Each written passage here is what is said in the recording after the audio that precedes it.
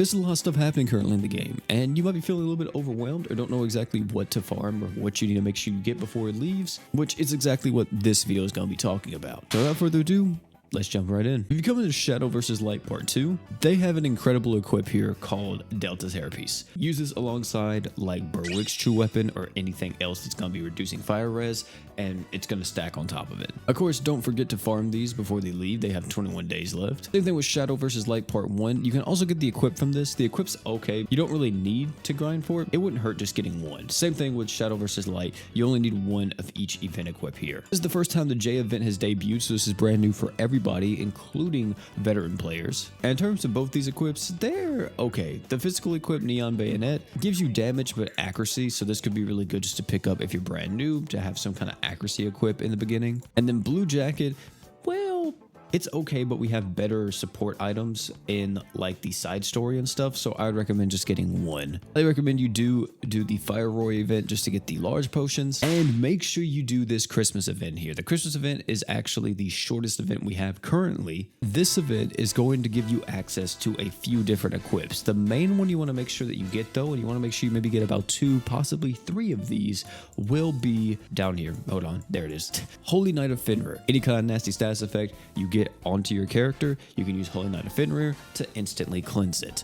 And since equips do get locked in Summoner's Road, that's why I recommend the multiple cases here. You don't need to farm 4. I would say about 2 to 3 is okay. In terms of everything else here, well, it's kind of bad. Starlight's okay if you want to use it on a character when you're fighting in miasma stages. Steel Staff is just bad. Winter Wonderland's an okay defense item, but we have better stuff. And Jingle Bells is another accuracy equip, so it might be worth actually investing in this in the beginning. On top of doing all of the events and everything, one thing to make sure as well is you're tackling these crossover missions. This will get you a lot more crystals. And if you're brand new and you're struggling to get true weapons, then I highly recommend you actually look at this, because there are tons of rainbow gems in here that you can get as well. Also, if you're having trouble awakening any of your characters, make sure to always check these missions as well, because they give you the fragments that you need to awaken any of your awoken characters. Plus, you can also get all of these summoner orbs, which I highly recommend you do in the very beginning of the game, because it's one of the best ways as new players to actually ascend their units. Talking about true weapons and rainbow gems and all that,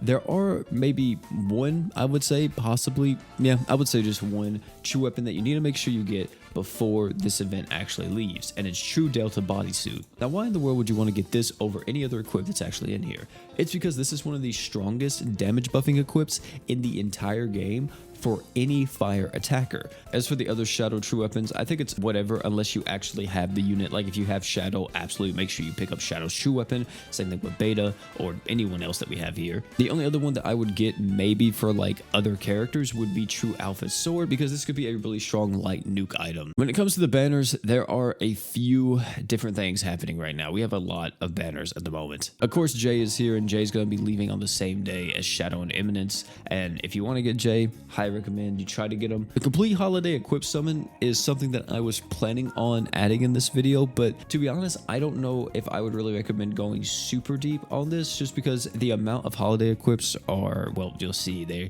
it's kind of insane.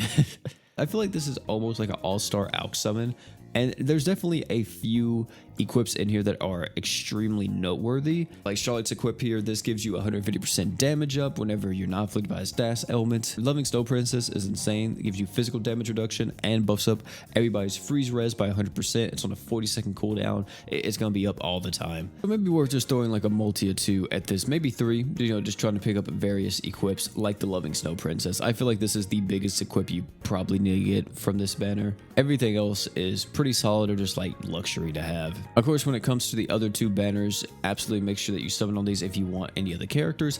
If you want to know which one has the most value, it is absolutely this first banner with Shadow and Beta. As for the equip banners, it's kind of flipped. Equip Summon 2 is a lot better than the first one. For one, you got these Alpha Boots, which are 4-star physicals. Alpha Sword is a pretty strong arch-shitting item, gives you 50 Arcage right out the gate. On top of always being active, this doesn't ever like fall off unless you're above 200 Arcage. There's some other stuff in here too, it's okay, like Delta's Boots gives you more physical res and it stacks with everything in the game. Equip 1 I feel like has some okay things here and there, like this Shadow Sword is solid if you're nuking with it. Beta's bow is pretty strong too, 60% magic res down. Everything else is not really bad, but just I feel like a bit more situational, so you're not going to always turn to it. So I personally would avoid just equip summon 1 and only do equip summon 2.